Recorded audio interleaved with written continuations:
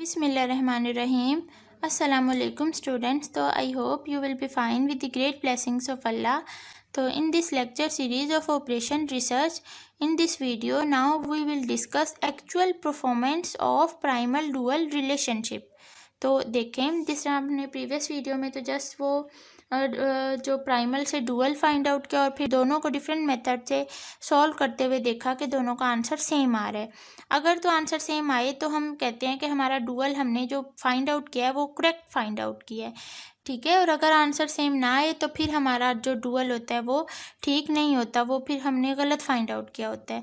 तो इसमें हम एक्चुअल परफॉर्मेंस करेंगे। उससे पहले ये देख लें, अगर तो प्राइमल स्टैंडर्ड फॉर्म में हो तो उससे नेक्स्ट हम उसका डायरेक्ट डुअल फाइंड आउट कर सकते हैं, लेकिन अगर प्राइमल जो है वो स्टैंडर्ड फॉर्म में ना हो तो फिर हम उसका डुअल आगे नहीं फाइंड आउट कर सकते। फिर हम पहले प्राइमल को स्टैंडर्ड फॉर्म बनाते हैं इस प्राइमल की। तो ये देखें, उसी तरह से एक क्वेश्चन है मेरे पास। इसमें ये स्टैंडर्ड फॉर्म क्या होती है? स्टैंडर्ड फॉर्म होती है ऑब्जेक्टिव फंक्शन मैक्सिमाइज में हो और जो कॉन्स्टेंट होती हैं वो less than equal to type में हो और जो वेरिएबल होते हैं वो ग्रेटर देन इक्वल टू 0 हो।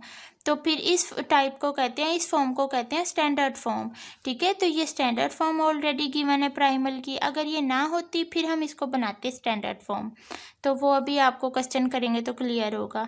अब देखें इसकी डुअल में क्या होता है। अगर हमारे पास प्राइमल मैक्सिमाइज में हो तो डुअल मिनिमाइज में होता है, ठीक है। और जिस तरह से हम सारे मेथड में जो ऑब्जेक्टिव फंक्शन है z से डिनोट करते हैं ना, उसी तरह डुअल में w से डिनोट करते हैं ऑब्जेक्टिव फंक्शन को।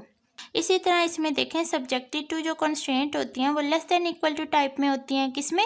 प्राइमल में, ये जो कि स्टैंडर्ड फॉर्म दी हुई है। तो इसी तरह ये जो डुअल होता है इसमें जो सारी की सारी कंस्ट्रेंट होती हैं वो greater than equal to type में होती हैं। इसी तरह इसमें देखें, ये जो ऑब्जेक्टिव फंक्शन के वेरिएबल्स के जो कोफिशिएंट्स होते हैं ना, ये डुअल में जो कंस्ट्रेंट होती हैं उनकी राइट हैंड साइड बन जाती है। ये 6, 5 है ना, तो ये यहाँ दोनों कंस्ट्रेंट की राइट हैंड साइड बन गई। और इसी तरह यहाँ जो प्राइमल में जो राइट हैंड साइड होती है कंस्ट्रेंट की, वो क्या बन जाती है? डुअल के अंदर जो हमारे पास ऑब्जेक्टिव फंक्शन होता है उसके वेरिएबल्स के कोफिशिएंट्स बन जाते हैं। और इसमें चूंकि x1 x2 थे वेरिएबल, ठीक है, तो इसमें हम डुअल में y1 y2 इंट्रोड्यूस करवा लेते हैं, 2 नए वेरिएबल। तो यही था प्राइमल से डुअल में कन्वर्जन। अगर आपने डायरेक्ट करनी हो तो इस तरह से कर सकते हैं, लेकिन अगर पेपर में आ जाए कि एक्चुअल परफॉर्मेंस करो प्राइमल से डुअल में कन्वर्ट करने की, तो फिर आप क्या करेंगे? फिर आप इस तरह से क्वेश्चन को सॉल्व करेंगे। ये देखें, मैंने प्रॉब्लम ली एक जिसका मैक्सिमाइज है, ये ऑब्जेक्टिव फंक्शन गिवन है, ये हमारे पास मैंने मिक्स्ड कॉन्स्ट्रेंट ली हैं, ठीक है। इसमें एक इक्वेशन है, एक ग्रेटर देन इक्वल टू है, एक लेस देन इक्वल टू है। इससे आपका ना सारा क्लियर हो जाएगा। तो इसका सॉल्यूशन देखते हैं सबसे पहले। अब देखें, ये हमारे पास अब ये कौन सी फॉर्म है? ये प्राइमल है। ये क्या है? क्वेश्चन प्राइमल में है। तो इसको सबसे पहले हम क्या करते हैं? स्टैंडर्ड फॉर्म में कन्वर्ट करेंगे। स्टैंडर्ड में कन्वर्ट करने के बाद डुअल फाइंड आउट करेंगे। अभी तक तो हमने जो क्वेश्चन देखा वो ऑलरेडी हमारे पास स्टैंडर्ड में था, तो ये स्टैंडर्ड में नहीं है। तो उसमें स्टैंडर्ड में क्या होता है? x1 और x2 greater than equal to 0 होते हैं जो वेरिएबल होते हैं। तो इसमें तो ऐसा नहीं है, इसमें तो x1 अनरिस्ट्रिक्टेड है। तो इसकी अनरिस्ट्रिक्शन को ख़त्म करने के लिए हम क्या करते हैं कि ये जो x1 है इसको 2 नए वेरिएबल के डिफरेंस के इक्वल रख देते हैं। ये हम क्यों कर रहे हैं? देखें, x1 तो अनरिस्ट्रिक्टेड है, हमें नहीं पता कि ये पॉजिटिव है, नेगेटिव है या 0 है, हम नहीं जानते। तो फिर हमने क्या किया? 2 नए वेरिएबल के डिफरेंस के इक्वल इसको रख दिया। अब इसमें x3 और x4 को तो हम जानते हैं ये पॉजिटिव ही हैं और या इक्वल टू 0 है, लेकिन ये x1 को हम नहीं जानते कि ये क्या है। पॉजिटिव भी हो सकता है, नेगेटिव भी, कुछ भी हो सकता है। तो फिर देखें, maximise z is equal to हमारा जो ऑब्जेक्टिव फंक्शन है ना, ये इसमें जहाँ जहाँ x आ रहा है ना, ये x1 x1 x1, इनकी जगह पे ये पुट कर दो x3 माइनस x4, ठीक है। तो जब हमने पुट किया तो हमारे पास ये सारा आ गया। ये तीनों के तीनों क्या है? ग्रेटर देन इक्वल टू 0 है। अब देखें, हम जानते हैं स्टैंडर्ड फॉर्म कौन सी होती है। अगर फंक्शन मैक्सिमाइज में हो तो सारी constant less than equal to में होनी चाहिए इस तरह। तो इसमें तो हमारे पास मिक्स्ड हैं, तो अब हम क्या करेंगे? दूसरे नंबर पे इनको लेस देन इक्वल टू बनाएंगे। तो वो किस तरह बनाएंगे? अब देखें, ये थर्ड कॉन्स्टेंट तो already less than equal to में है, इसका तो हमें कुछ करना ही नहीं पड़ेगा। ये सेकेंड कॉन्स्टेंट है, इसमें हम क्या करेंगे? माइनस साइन से मल्टीप्लाई कर देंगे। तो जब माइनस साइन से हम जानते हैं जब मल्टीप्लाई करेंगे तो ये जो ग्रेटर देन इक्वल टू है ये लेस देन इक्वल टू हो जाएगा -3, ठीक है। तो ये भी लेस देन में हो जाएगी इस तरह से कन्वर्ट। और ये जो फर्स्ट इक्वेशन है इसको हम क्या करेंगे, इसको हम इक्वल टू रखेंगे दो कॉन्स्टेंट के इक्वल। अब देखें, अगर हमारे पास x is greater than equal to 3 भी है और अगर हमारे पास x जो है वो लेस देन इक्वल टू 3 भी है, तो फिर ना हम इन दोनों को इस तरह लिख सकते हैं कि x इक्वल टू 3 है। तो इसी तरह हम इस इक्वेशन के साथ यहाँ काम करेंगे कि ये इसके इक्वल है ना, तो एक दफ़ा इसको ग्रेटर देन इक्वल टू में लिखेंगे और एक दफ़ा इसको लेस देन इक्वल टू में लिखेंगे। तो नेक्स्ट देखें, अब हम क्या करेंगे, ये वही सारी बातें लिखी हुई हैं जो मैंने बताई हैं। तो ये आ गया और उसके बाद थर्ड कॉन्स्टेंट इसी तरह, फोर्थ इसी तरह। अब नेक्स्ट में इसमें चेंजिंग करेंगे, क्या करेंगे, हम greater than equal to sign है ना कॉन्स्टेंट में, तो उसको less than equal to sign में करने के लिए -1 से मल्टीप्लाई कर देंगे। तो वी हैव, तो हमारे पास फिर मैक्सिमाइज फंक्शन ये z ये वाला इसी तरह सब्जेक्टेड टू। अब देखिए -1 से किस में मल्टीप्लाई करेंगे, एक इसमें मल्टीप्लाई करेंगे एक इसमें, ये तो already less than equal to में है, ठीक है, ये तो ऑलरेडी हमारे पास लेस देन इक्वल टू में है। तो इनमें जब -1 से मल्टीप्लाई किया तो मेरे पास ये आ गया। यहाँ तक जितना काम किया है वो क्या किया है, हमने अपनी जो प्राइमल गिवन थी उसको स्टैंडर्ड फॉर्म में किया है। अब हम क्या करेंगे, इससे इसका डुअल फाइंड आउट कर लेंगे जो कि हमें आता है। Now the above system is in standard form, तो वी इंट्रोड्यूस न्यू वेरिएबल। तो अब डुअल में जैसा कि मैंने आपको कहा कि नए वेरिएबल इंट्रोड्यूस करवाते हैं कि V1 से V4 अब मैंने यहाँ इंट्रोड्यूस करवा लिए हैं, ठीक है। आप y1 y2 y3 y4 introduce करवा लें, कोई प्रॉब्लम नहीं है। सो दी डुअल इज़, तो फिर इसका डुअल क्या होगा। अब डुअल में हम क्या करते हैं कि जो स्टैंडर्ड फॉर्म की जो राइट हैंड साइड होती है ना कॉन्स्टेंट की, वो आ जाती है ऑब्जेक्टिव फंक्शन के वेरिएबल के कोफिशिएंट्स बन जाते हैं वो। तो 5v1 माइनस ये -5v2 माइनस ये वाला -3v3 प्लस 8v4, तो ये ऑब्जेक्टिव फंक्शन हमारा बन गया डुअल का। अब सब्जेक्टिव टू, और दूसरी बात ये कि ये मिनिमाइज में होता है, ये फंक्शन अगर मैक्सिमाइज में है प्राइमल जो कि स्टैंडर्ड फॉर्म है, ये देखें ये जो स्टैंडर्ड फॉर्म है अगर ये मैक्सिमाइज में है तो डुअल मिनिमाइज में होगा, ठीक है। और ये सारा हमने कर लिया। तो सब्जेक्टिव टू और कॉन्स्ट्रेंट देखें। अब कॉन्स्ट्रेंट हम किस तरह करते हैं, जो हमारे पास स्टैंडर्ड फॉर्म होती है ना प्राइमल की, उससे हम क्या करते हैं, एक मैट्रिक्स जनरेट करते हैं। तो उस मैट्रिक्स का हम ट्रांसपोज ले लेते हैं। मसलन ये देखें, ये है ना, ये फर्स्ट कॉलम है ना, ये इसमें फर्स्ट रो बन जाएगी। इसी तरह ये जो सेकंड कॉलम है ये इसमें सेकंड रो बन जाएगी। इसी तरह थर्ड कॉलम थर्ड रो बन जाएगी, ठीक है। उसी तरह से मैंने यहाँ लिखे उन नए वेरिएबल्स के साथ जो मैंने यहाँ इंट्रोड्यूस करवाए हैं V1 से V4 तक। तो ये मेरे पास आए, देखिए मेरे पास वेरिएबल हो गए हैं 4 जो कि ग्रेटर देन इक्वल टू 0। अब आप यहाँ कहेंगे कि यहाँ तो हमारे पास 3 थे, यहाँ 4 कैसे हो गए। तो देखें यहाँ मैं एक बात आपको बता दूँ, ये हमारे पास इधर से लेके यहाँ तक है हमारे पास स्टैंडर्ड फॉर्म प्राइमल की। ये जो हमारे पास जितने स्टैंडर्ड फॉर्म में होते हैं ना ये वेरिएबल, डिसीजन वेरिएबल, इनके बदले डुअल में हमारे पास उतनी कॉन्स्ट्रेंट्स मिलती हैं। और इसी तरह जो स्टैंडर्ड फॉर्म में, प्राइमल की स्टैंडर्ड फॉर्म में जितनी कॉन्स्ट्रेंट्स होती हैं ना, जिस तरह यहाँ 4 हैं गिवन, जितने कॉन्स्टेंट गिवन होते हैं उनके बदले इसमें उतने वेरिएबल्स होते हैं। अब देखें यहाँ 4 थी ना, तो 4 ही वेरिएबल हमें मिले किसमें, डुअल में, जो कि ग्रेटर देन इक्वल टू 0 है।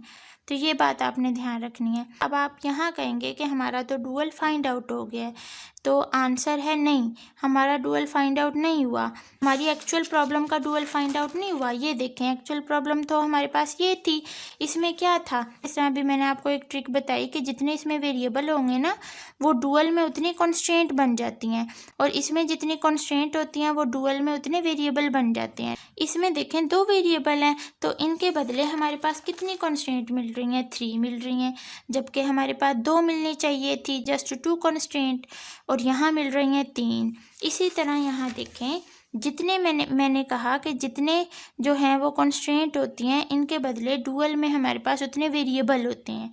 तो यहाँ 3 कॉन्स्ट्रेंट हैं, तो इनके बदले हमें 3 वेरिएबल मिलने चाहिए, लेकिन यहाँ तो हमें 4 वेरिएबल्स गिवन है, ठीक है, 4 वेरिएबल्स मिल रहे हैं।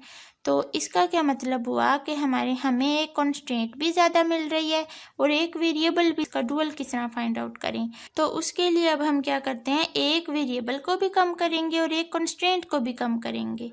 तो एक वेरिएबल, अब देखें सबसे पहले वेरिएबल को कम करने के लिए हम क्या करेंगे, उन 2 वेरिएबल को एक नए वेरिएबल के इक्वल लिखेंगे जिनके कोफिशिएंट सेम है, ठीक है। जिस तरह ये V1 और V2 हैं, इनके कोफिशेंट्स दोनों के सेम है ना 5 5। यहाँ देख लें V1 V2 का जो कोफिशेंट है वो सब दोनों के सेम है। तो V1 माइनस V2 को हम इक्वल टू रख देंगे, V1 माइनस V2 को इक्वल टू रख देंगे V5 एक नई वेरिएबल के इक्वल, जिसमें से हम जानते हैं V1 और V2 तो क्या है, V1 V2 तो क्या है, ग्रेटर देन इक्वल टू 0 है। लेकिन इस V5 का हमें नहीं पता कि ये क्या है, पॉजिटिव है, नेगेटिव है, क्या है, 0 है। तो नेक्स्ट देखें, यहाँ से 5 कॉमन लेके V1 माइनस V2 की जगह पे ये V5 ही पुट किया हुआ है जस्ट, और यहाँ भी V5 पुट किया हुआ है, और यहाँ से माइनस साइन कॉमन लेके V1 माइनस V2 हो जाएगा तो माइनस V5 आ जाएगा, और यहाँ से 2V5 आ जाएगा। तो नेक्स्ट देखें, सारी जब हमने परफॉर्मेंस की तो हमारे पास ये आया। जैसा कि मैंने कहा कि V5 का हमें नहीं पता कि ये क्या है, इन दोनों का तो पता है, इन दोनों पे तो रिस्ट्रिक्शन है कि दोनों ग्रेटर देन इक्वल टू 0 है।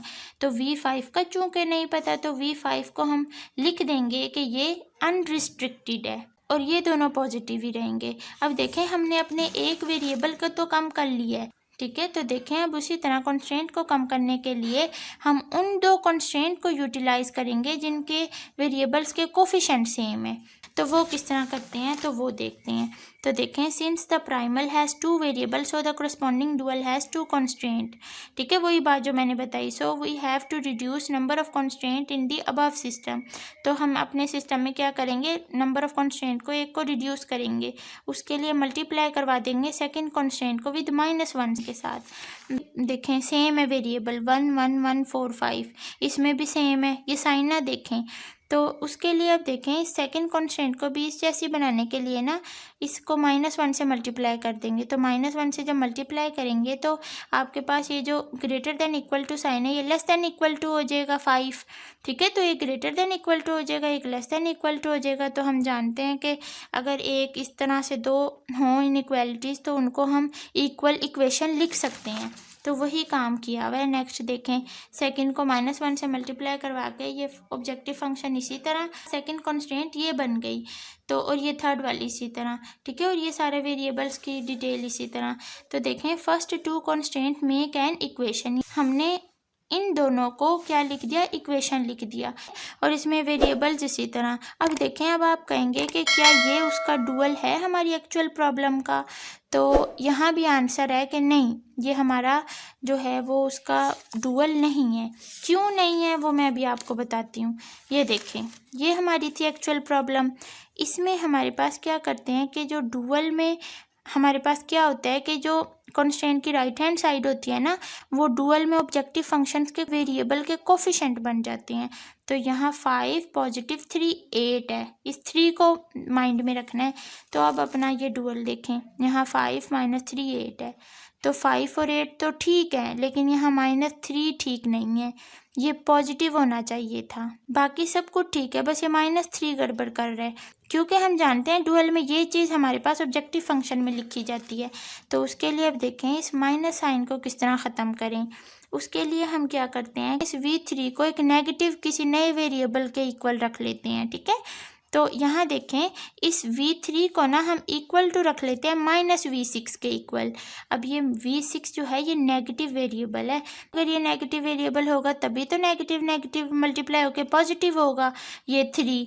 तो इसमें देखें, जो V6 है वो लेस देन इक्वल टू 0 है, और इसमें जो हमारे पास V3 था वो तो यहाँ ग्रेटर देन इक्वल टू ही था 0 को, ठीक है। तो फिर अब देखें हमारा फंक्शन क्या हुआ, मिनिमाइज, ये W, ये ऑब्जेक्टिव फंक्शन मैंने लिखा, यहाँ जो V3 था इसकी जगह पे जब -V6 पुट किया तो माइनस +3V6 हो गया, तो ये और सब्जेक्टिव टू, और ये कॉन्स्टेंट हमारे पास इसमें भी जहाँ जहाँ V3 है ना वहाँ वहाँ -V6 पुट कर दो। अब देखें, V4 greater than equal to 0 है, ये V3 क्यों नहीं लिखा मैं भी बताती हूँ, और जो V5 है वो अनरिस्ट्रिक्टेड है।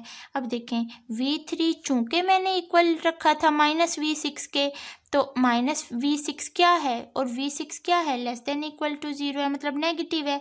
तो V6 को हम फिर लिखेंगे लेस देन इक्वल टू 0। तो फाइनली हमने अपना डुअल फाइंड आउट कर लिया। तो ये हमारा डुअल है अब ओरिजिनल प्रॉब्लम का।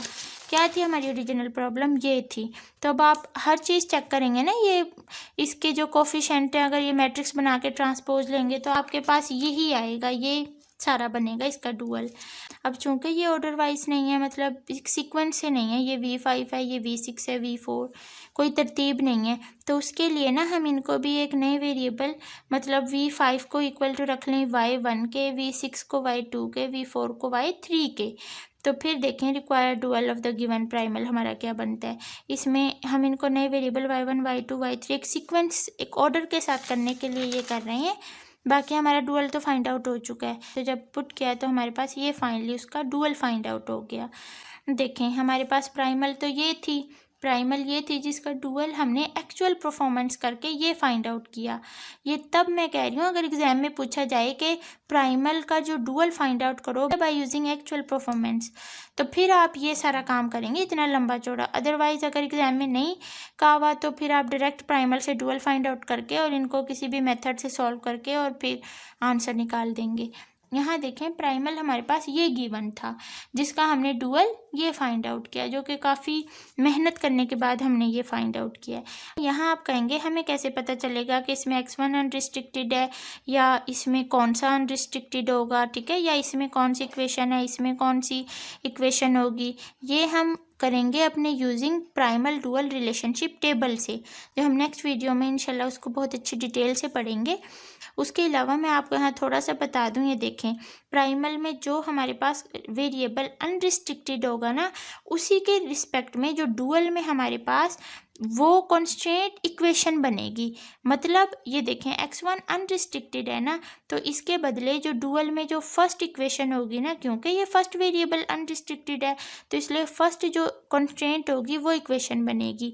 और इसी तरह x2 greater than equal to 0 यहाँ किस तरह है और ये किस तरह है, तो ये आपको सब समझ आएगा अपने प्राइमल डुअल रिलेशनशिप टेबल से, जो हम नेक्स्ट वीडियो में करेंगे।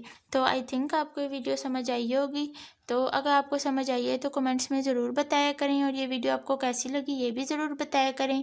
तो नेक्स्ट वीडियो में इंशाल्लाह हम अपनी वही परफॉर्मेंस करेंगे और अपने प्राइमल से डुअल जो है जनरेट करेंगे by using primal dual relationship table. वो टेबल ऐसा है कि आप उसको याद कर लेंगे ना तो आप किसी भी प्राइमल का डुअल फाइंड आउट कर सकते हैं। तो मिलते हैं नेक्स्ट वीडियो में। अपना ढेर सारा ख्याल रखिए, दुआओं में याद रखिए। अल्लाह हाफिज़।